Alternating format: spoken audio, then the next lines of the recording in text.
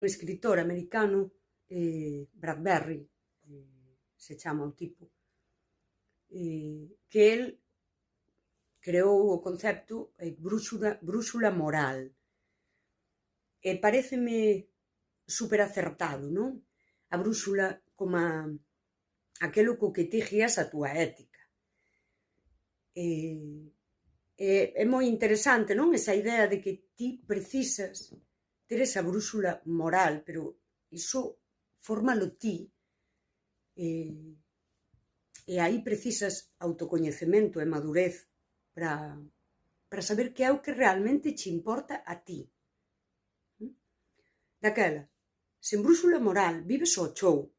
Desde ese punto da filosofía dos afectos, ti vives ao chou.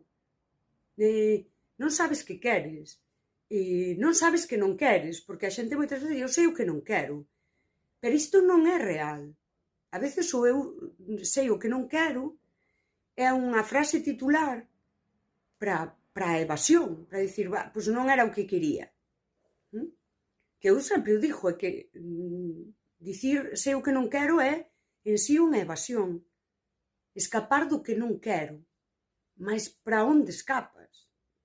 Gustoume moito esa idea de brúxula moral, como a dicir, eu teño unha ética, este é o meu camiño da vida, e eu, dentro dos camiños, eu elixo este. E guíome pola brúxula, que é algo que está dentro de min, que ten que ver con valores morais que están baseados no humano.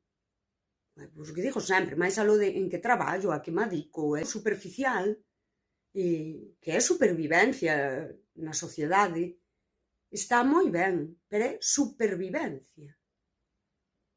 Mas eu teño que vivir. Aquel camiño que ti elixes con esa brúxula moral, pase o que pase, sí,